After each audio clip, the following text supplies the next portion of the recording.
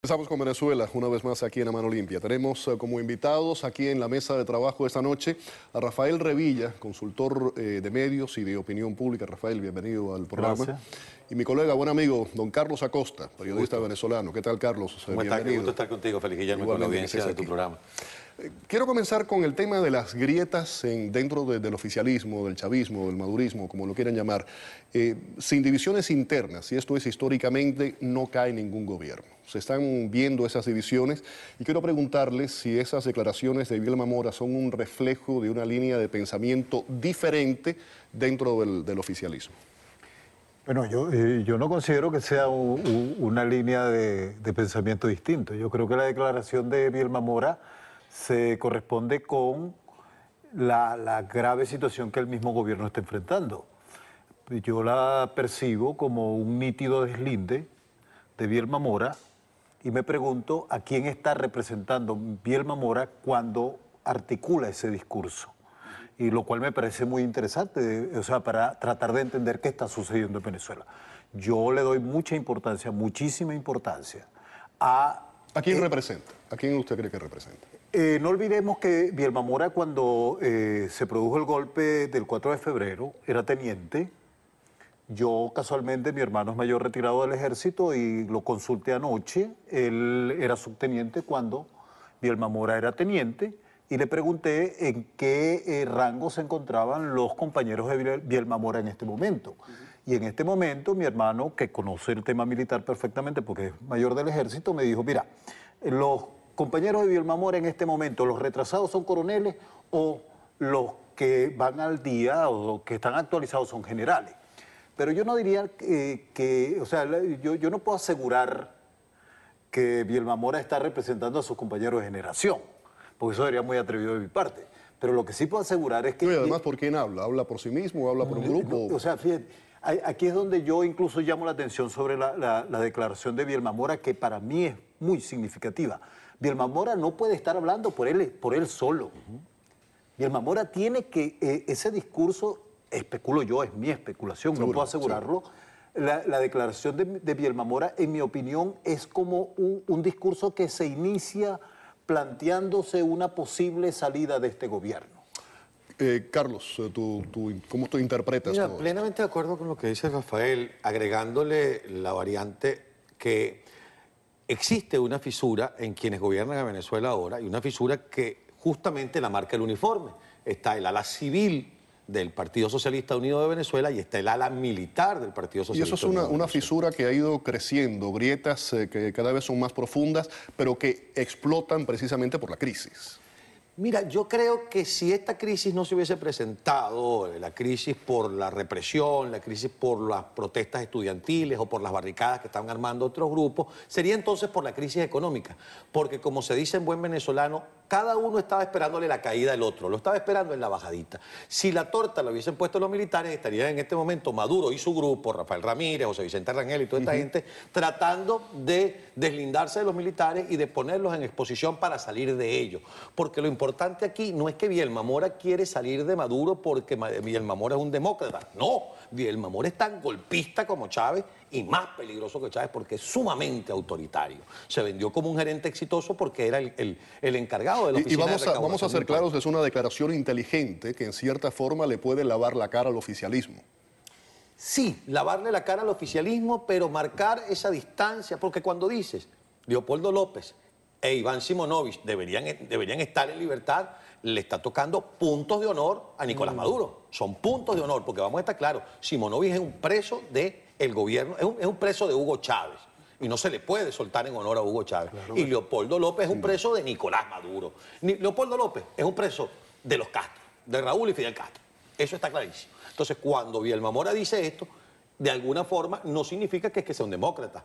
Es que quiere montar su ala dentro del mismo Partido Socialista Unido de Venezuela. Quiere montar, esa ala es la que quiere gobernar. A él le conviene todo esto que está pasando, le conviene las tortas que está poniendo Maduro, porque eso de ponerse a bailar con la mujer en el Palacio de Miraflores mientras están enterrando a los muertos de las protestas, esto es una bofetada para las madres de esos jóvenes que murieron y es una bofetada para el pueblo venezolano.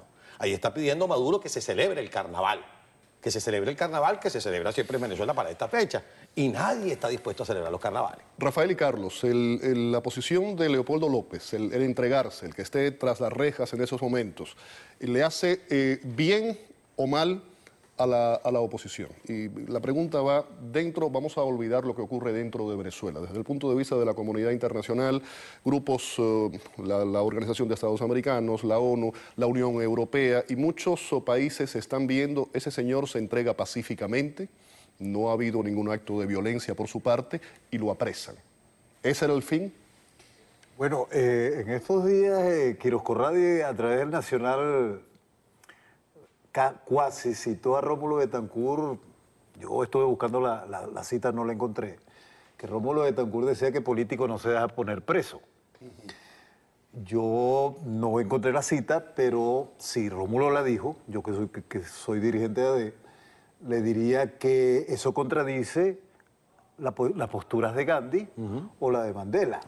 Y la del mismo Capriles. Totalmente. Y la del mismo Capriles, que estuvo preso y mira hasta dónde llegó. Llegó casi a ser presidente de Venezuela y no lo dejaron. Exactamente. Entonces, sin duda, yo considero que fue un acto, vamos a decir, inteligente, razonable y sensato de parte de Leopoldo. Incluso ahí ponen entredicho el mismo gobierno, porque ni siquiera el gobierno fue capaz de detenerlo. El gobierno estaba tratando era de que él se fuese para descalificarlo con su vida. Y sin embargo, él se entrega en una posición estoica. Yo creo que en este momento la imagen de Leopoldo López, así como la del general que se expone a ser asesinado por cualquier francotirador de la inteligencia militar, pues son en este momento las figuras del momento. Yo no tengo duda al respecto. Carlos y Rafael, ayer aquí en el programa me acompañó el general de la Guardia Nacional, Silvino Bustillo. Se hizo una declaración controversial. Él en un momento lo pone más o menos de esa forma. Dice que Venezuela tiene dos enemigos. Uno es Nicolás Maduro y el otro es Enrique Capriles. Porque ven a Maduro y dicen, sí, ese es el genocida, el criminal. ¿Okay? Pero no ven otro que también es un criminal tan igual o peor. ¿A quién se refiere? Porque Maduro te da la cara. Es el rostro. Los tupamaros te dan la cara.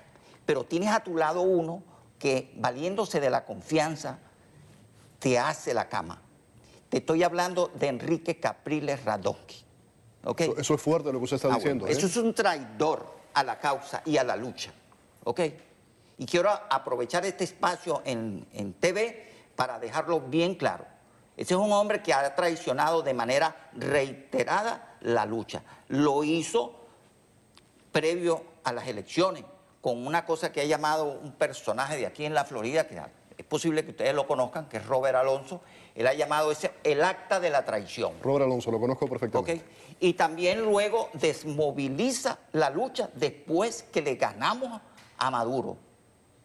Entonces ahora pretende, cuando los estudiantes salen a la calle, cuando hay 14 jóvenes venezolanos que han dado su sangre, su vida por esta lucha, por esta causa, ahora viene Capriles Radonsky a desmontar de nuevo la lucha. No podemos permitir eso. Quisiera saber la reacción y la pregunta es cómo queda Capriles, ¿no? En todo esto. Lo primero que tengo que dejar claro es que si bien Capriles ha cometido errores tácticos desde el punto de vista político, es extremadamente desproporcionado que el general Silvino Bustillo lo compare, incluso cuando hablan de asesino y de traidor, con Nicolás Maduro. Porque no tienen la misma cata, no tienen la misma estatura. Probablemente, y digo probablemente porque solamente la historia es la que te dice cuando un gesto tuyo es un error o no es un error político. Probablemente Capriles haya podido cometer errores como el mismo Leopoldo lo señaló cuando se estaba entregando. O sea, esta movilización pacífica, y aquí estoy entregándome, se pudo haber hecho en abril, estábamos tú y yo juntos transmitiendo las elecciones. Sí, correcto. Se dice, Carlos, que Capriles trató en un momento de desmovilizar la calle, en un principio que después dio marcha atrás. Yo no puedo hablar por Capriles, pero yo leo que Capriles lo que ha intentado es evitar las muertes, porque saben que estos señores son capaces de matar para echarle la culpa a los factores de oposición. Y lo han hecho. Y lo han hecho. O sea, ¿cuántas personas han muerto al día de hoy en que estamos haciendo este programa en vivo? Félix, ya han muerto 15 personas. Y han muerto personas de las maneras más atroces. O sea, no puede ser, por ejemplo, que este señor, el ingeniero Alejandro Márquez, porque estaba con su celular grabando, porque los medios de comunicación de Venezuela no están informando, grabando el atropello, la violación de los derechos humanos de los manifestantes, grabó cómo era maltratado por los guardias nacionales. Entonces se fueron contra él y el hombre terminó muerto. Quiero saber la opinión de Enrique Rafael, pero antes de esto vamos a escuchar qué dice Maduro al respecto. Se refirió a Capriles y dice que la reunión que iban a tener nunca tuvo lugar por el protagonismo de Capriles.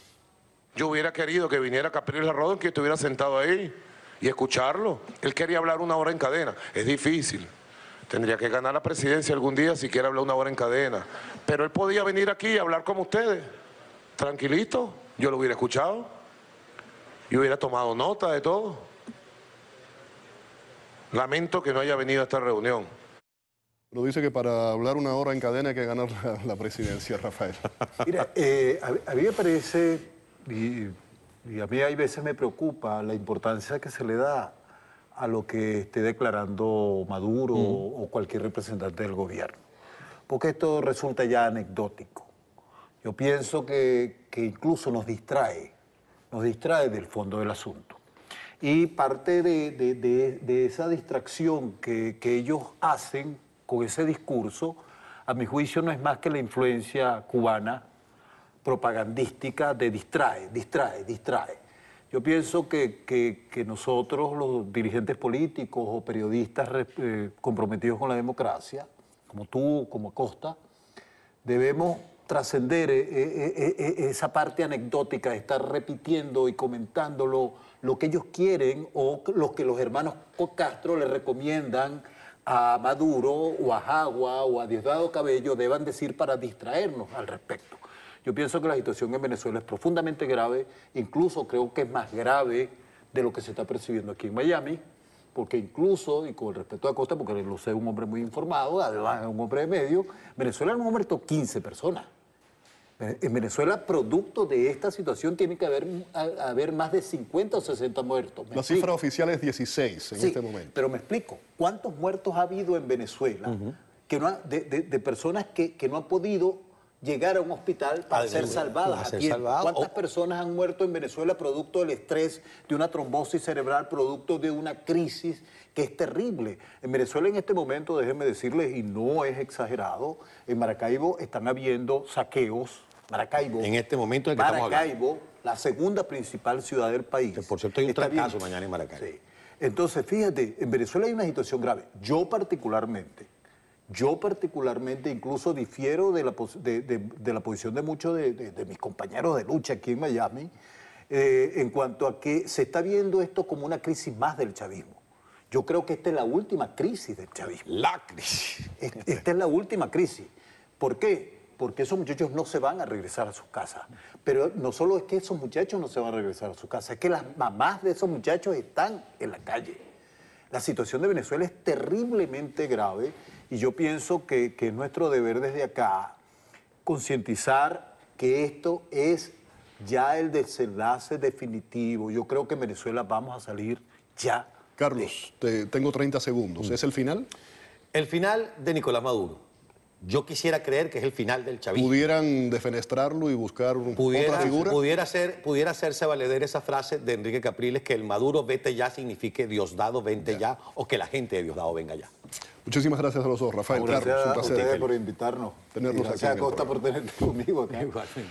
Vamos a la pausa. Al regreso, ni Rusia ni Estados Unidos pues están de acuerdo con lo que está ocurriendo en Ucrania. Vamos a tener un análisis y también vamos a compararlo un poco con la situación en Venezuela. Volvemos. Nuevos poderes.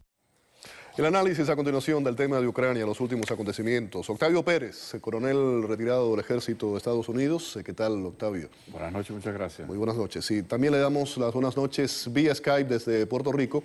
Me acompaña Layo Sasdi, analista y experto en seguridad internacional. ¿Qué tal? Muy buenas noches y bienvenido al programa.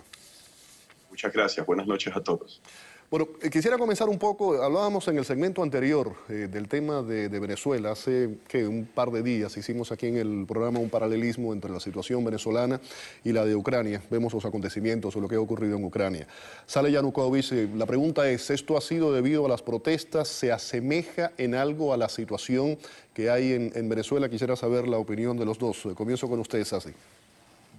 Sí, bueno, yo pienso que esto de que la oposición oposición en Venezuela está poniendo barricadas, cerrando calles, incluso carreteras, manteniéndose en las calles protestando. Diría que han quizá pues estado inspirados, influenciados por las protestas de la oposición política que ahora está en el poder en Ucrania, en Kiev.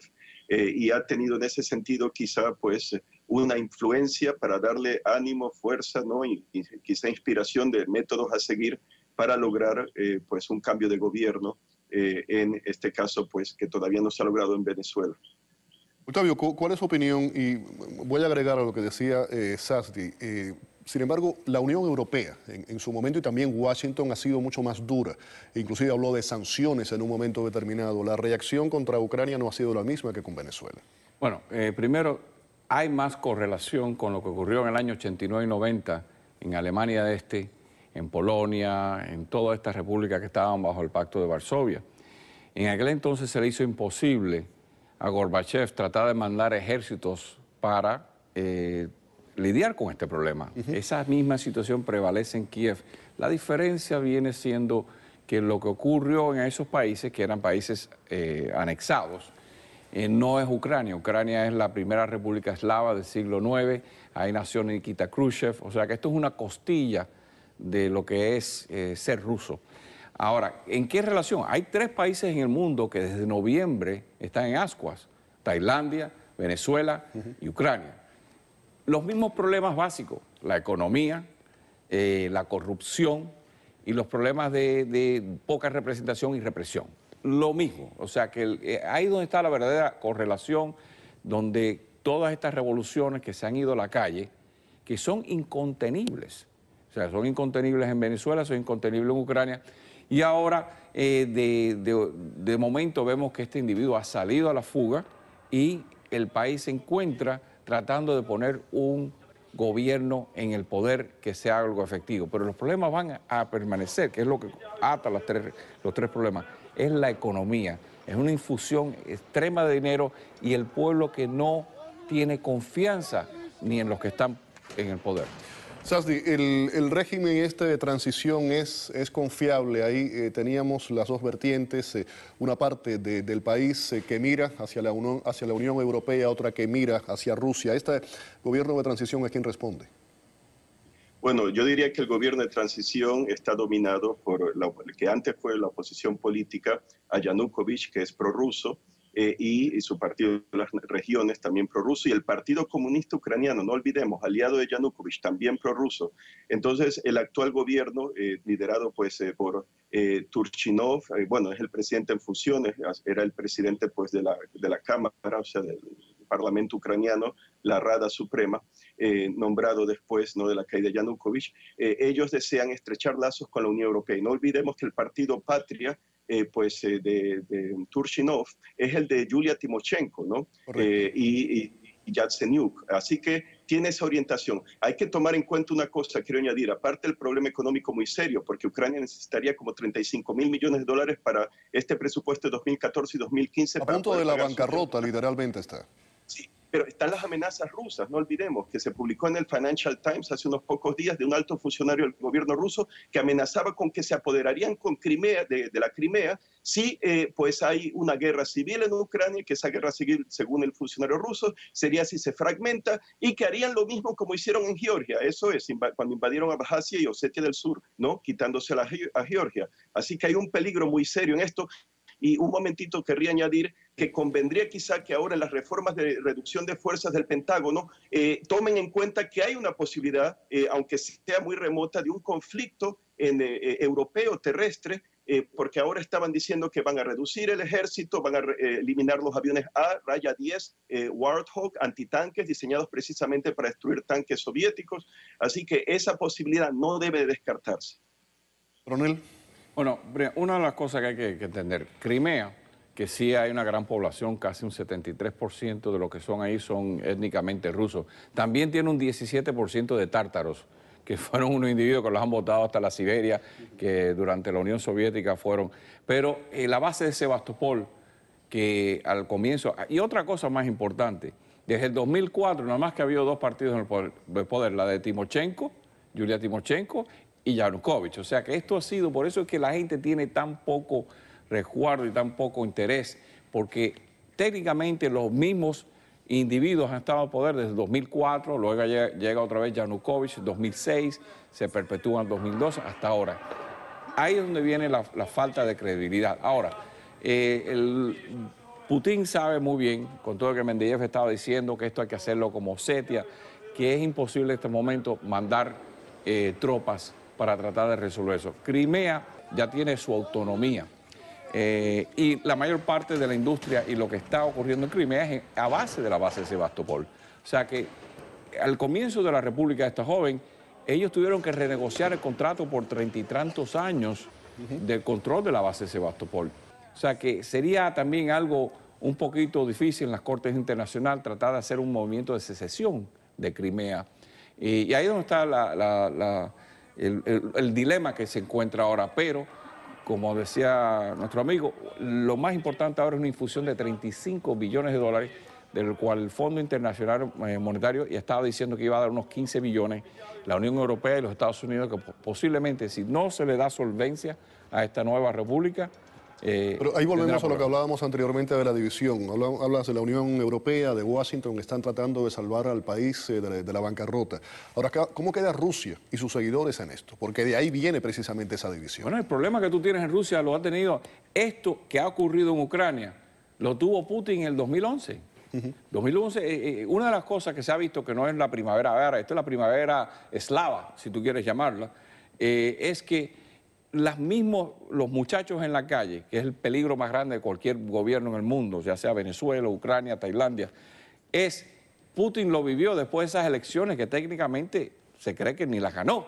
Y desde aquel entonces, hoy mismo estaba dándole sentencia a un grupo de 8 estudiantes desde el año 2011. O sea, el mecanismo de represión en Rusia ha crecido en 2011 y Rusia se ve en el espejo de Ucrania. Con un barniz de democracia. Se está viendo en el espejo de lo que está ocurriendo en Ucrania que le puede suscitar a él. Así que ahí... Vamos a escuchar declaraciones de 3 actores principales, ¿no? Protagonistas en todo esto. Estados Unidos, por una parte, el tema de Rusia y también la Unión Europea. Aquí tenemos, por ejemplo, lo que dice el secretario de prensa. Dice: nuestra opinión, y creo que lo estamos diciendo de manera bastante clara, es que esto no es una competencia entre Oriente y Occidente, ni una restauración de la Guerra Fría. Esto es acerca del pueblo ucraniano y de su futuro. Esa es la declaración de Estados Unidos. ¿Qué dice Medvedev, el primer ministro ruso? Estrictamente hablando, no hay nadie con quien hablar allí. El gobierno no existe. Hay grandes dudas acerca de la legitimidad de toda una serie de órganos de poder que ahora están funcionando allí. La Unión Europea, la jefa política exterior de la Unión Europea, la señora Ashton, dice aquí, así que estamos aquí para decir que queremos apoyar y ayudar al país a mantenerse fuerte y seguir adelante en la forma que decida. También creemos que es muy importante enviar un fuerte mensaje sobre la integridad territorial y la unidad y la independencia de Ucrania. Ellos tomarán su propia decisión. Ahí tenemos la reacción de Estados Unidos, la reacción de la Unión Europea, que habla sobre Ucrania y su independencia y que tienen el poder de decisión. Yanukovych, ¿qué pasa con él? Vamos con Sasdi primero, adelante. Sí, bueno, lo último que se ha dicho es que estaba en Balaclava, en la Crimea, pero hay informes desmentidos por la flota del Mar Negro rusa, que está ya en una instalación de la flota del Mar Negro rusa, en unas barracas, según leí, de los infantes de marina rusos. Así que se puede decir que él ya está anulado políticamente, muy desprestigiado, cuando se mostró pues la residencia campestre en las afueras de Kiev, con grifos que parece que eran de oro, mucho lujo, ¿no? Le han llamado incluso algunos de la oposición la Disneylandia ucraniana, pero nuevamente pienso que hay un peligro de intervención en la Crimea porque hay informes de que pues se ha puesto en alerta máxima la flota del Mar Negro rusa, cuyas 70% de sus instalaciones están allí en la Crimea, tienen como 26.000 tropas, y he leído también informes de que han habido buques anfibios de la flota del Mar Negro llevando fuerzas rusas de comando, operaciones especiales, como también infantes de marina. O sea que vamos a ver qué pasa. Y mañana la Asamblea de Crimea va a votar por la situación que está ocurriendo en Kiev, pero ya se han declarado que quieren unirse a Rusia, han elegido un alcalde Alexei o Alexis Chuli, creo que es, Churli, creo que es su nombre, y él pues es un hombre de negocios ruso, ¿no? De ciudadanía rusa. Kiev en 1992 prohibió que hayan elecciones alcalde en la Crimea, tenían que ser nombrados por el gobierno central en Kiev, y ahora estos los han desafiado. Vamos a ver qué ocurre. Y hay una delegación del Consejo de la Federación, que sería como el Senado ruso, la Cámara Alta, ¿no? del Parlamento ruso, que va a ir mañana también a Sebastopol o Simferopol. Así que vamos a ver qué ocurre. Coronel, termino con usted. Quisiera que me explicara un poco las autodefensas, el Maidán. ¿Qué es exactamente? ¿Se desarman? ¿Qué va a ocurrir con ellos? Bueno, en Maidán nadie suelta las armas porque no sabe cómo va a terminar esto. Y ese es el problema. La Plaza de la Revolución sigue acampada, se ha limpiado algo, pero la gente no ha salido de allí hasta que no tengan un gobierno fuerte o sólido que ellos puedan creer en él. Estamos hablando de unas elecciones prontamente en mayo, así que los meses se pueden... Si estamos en esto desde noviembre, estos muchachos, yo me apuesto que no salen de la plaza hasta que haya la elección de un nuevo presidente. Yanukovych ya no tiene nada que ver, terminará en algún lugar en Rusia.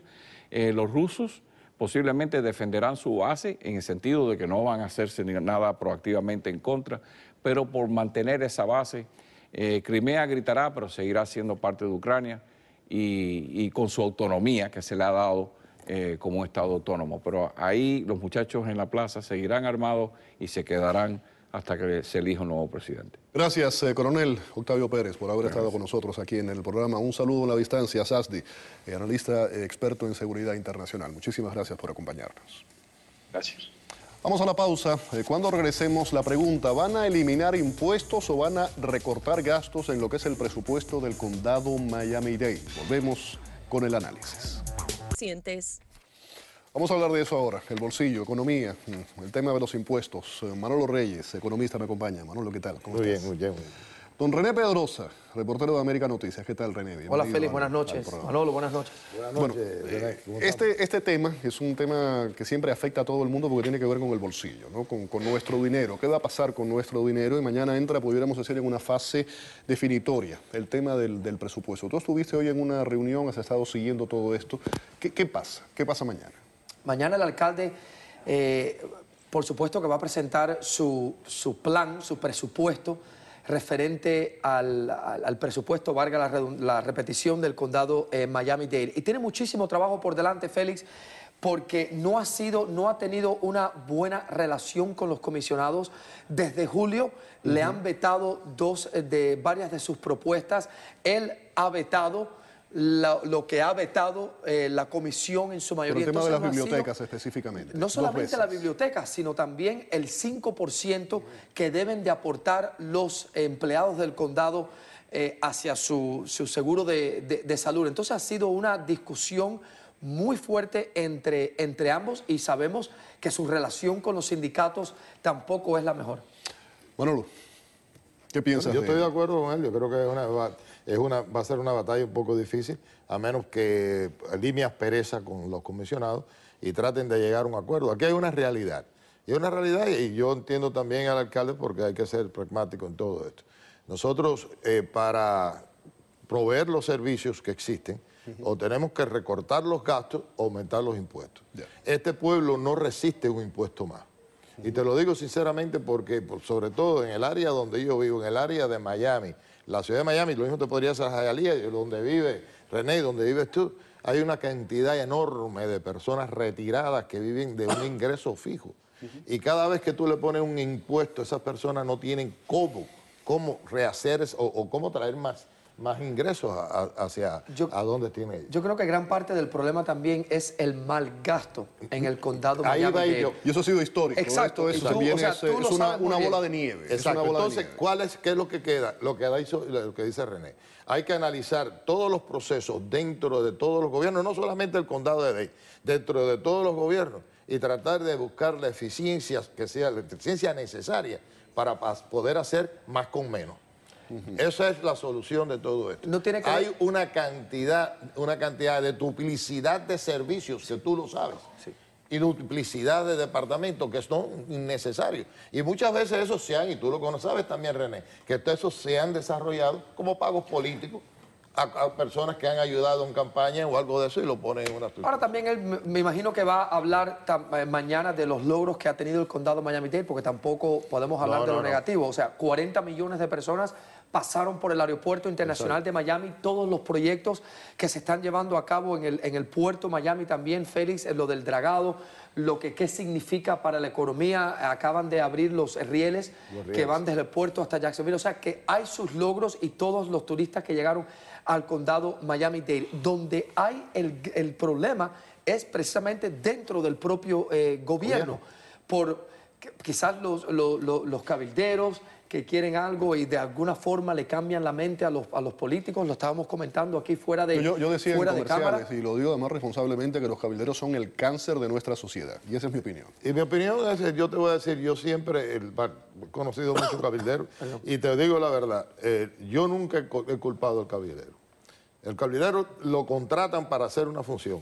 Yo culpo al político que se deja intimidar o se deja envolver porque le da los sacan a comer. ¿Cuál es la función del Manolo? ¿Cuál es la función del cabildero? Hacer eso precisamente que estás diciendo. Exacto, pero el culpable es el político, porque si yo voto por un político, yo voto por una persona, para que esa persona sea elegida, pero la figura del cabildero está diseñado, Manolo, la figura del cabildero está diseñado precisamente para eso. Y existe en la Constitución para eso. Existe en la Constitución, estamos de acuerdo.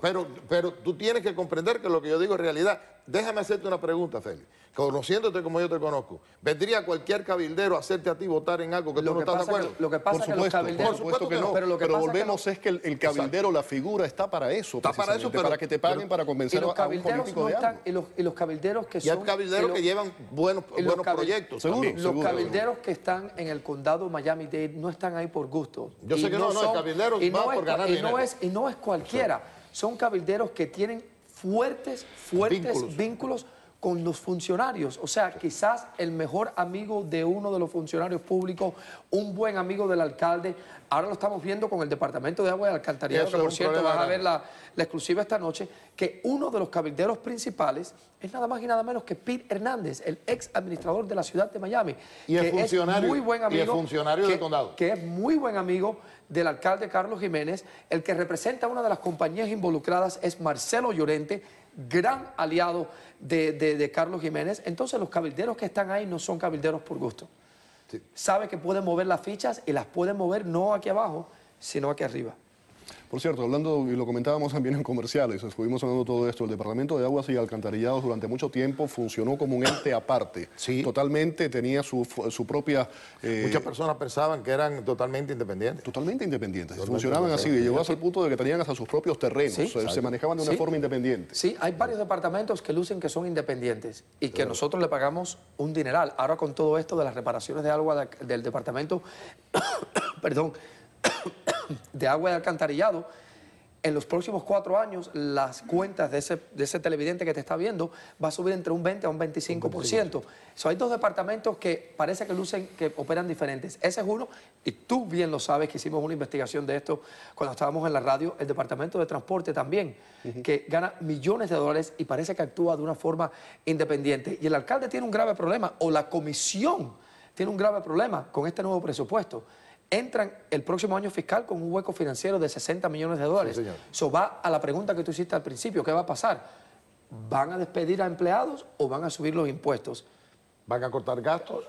¿Van a cortar como economista, no como político, como economista, qué se debe hacer? En primer lugar, yo analizaría todos los procesos que se hacen. Por ejemplo, departamento por departamento. Posiciones que no son necesarias, la cortaría. Yo trataría de hacer. Pero Manolo, ¿cuántas veces se ha hablado de esto y cuántas se han hecho muchísimas propuestas y se quedan en la nada? No se lleva a cabo, Félix. Exacto. No se lleva a cabo.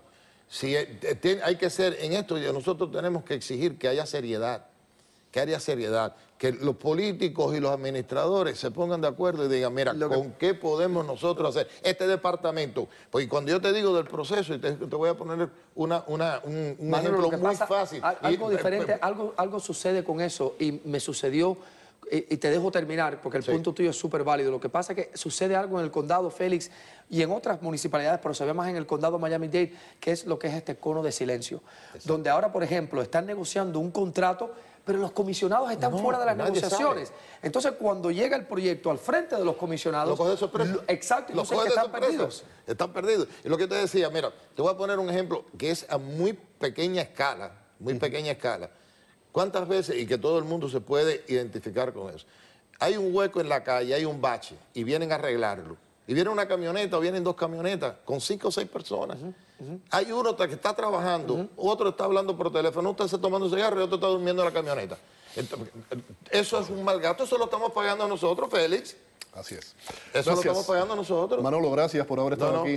René, y nada, mañana veremos a ver qué es lo que ocurre. Va a ser Muchísimas interesante gracias. lo que Muy tiene que decir el alcalde. Sí, Tiene vamos a mucha- estar muy Y no se pendientes. pierdan el noticiero, pues un reportaje que tienes especial Esta noche exclusiva referente a estas negociaciones con el Departamento de Agua y Alcantarillados. No solamente eso, va a ser interesante, van a conocer quién estaría al frente de ese proyecto, Félix.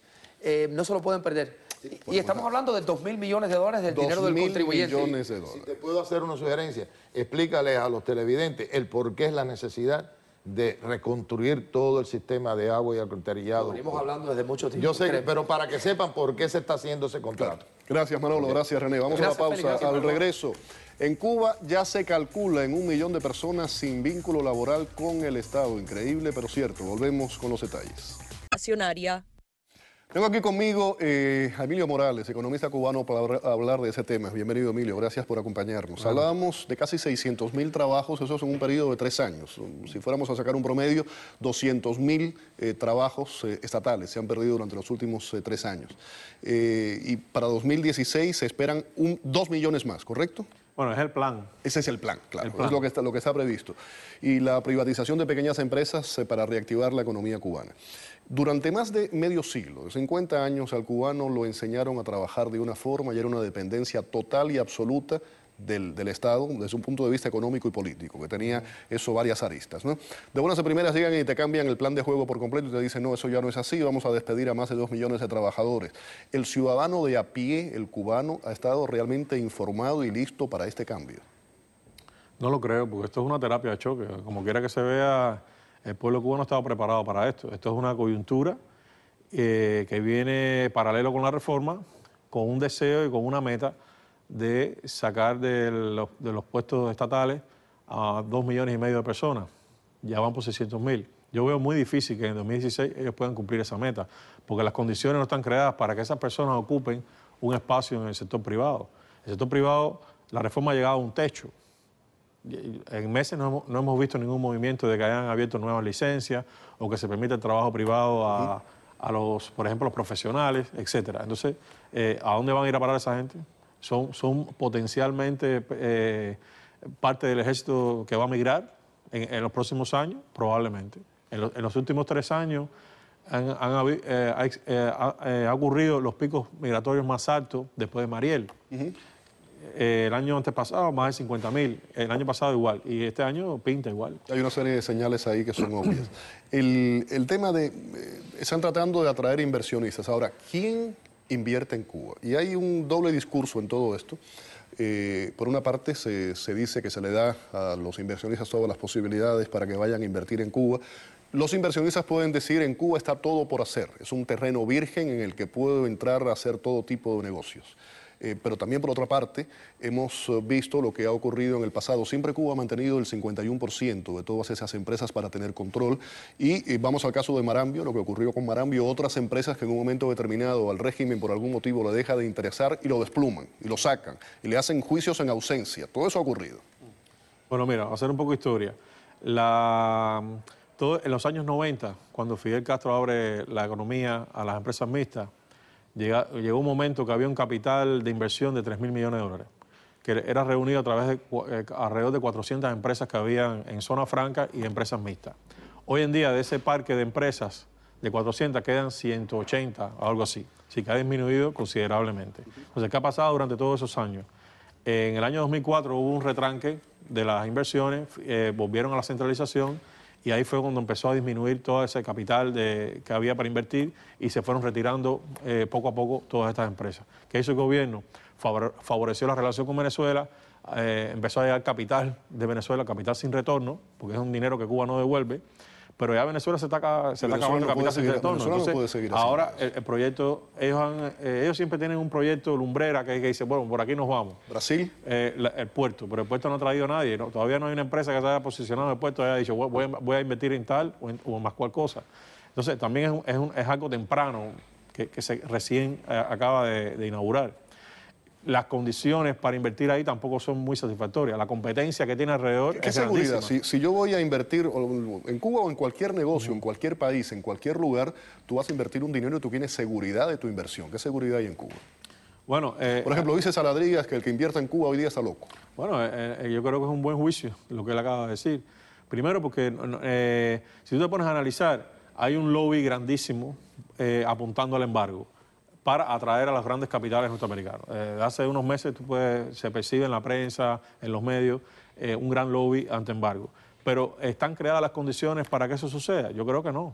Porque entonces en ese mismo contexto de ese lobby anti-embargo, tú puedes percibir otro lobby que le han puesto el cartel de anticorrupción, pero lo que ha ocurrido es una cacería de brujas con los empresarios extranjeros que en su momento jugaron tremendo papel, sacaron a Cuba del periodo especial prácticamente. Porque ¿Qué se contradice? Lo que dicen por un hay lado una se contradice con otro. Yo creo que al final lo que hay es una gran contradicción entre ellos mismos. Claro. Son las mismas personas que hace 55 años están dirigiendo el país, la economía del país. Entonces, es el mismo discurso, la misma ideología. ¿Hay un cambio? Yo creo que no hay un cambio. Lo que hay es un cambio de un movimiento para mantener un status quo. Eso es puro paisaje, pero mucha gente desafortunadamente se lo compra. Claro, el que se lo quiera creer, Se lo quieren creer. va a correr grandes riesgos. Emilio, gracias por haber estado con nosotros hoy aquí en el programa. Vamos a la pausa y regresamos ya con los segundos finales. Quédese con nosotros.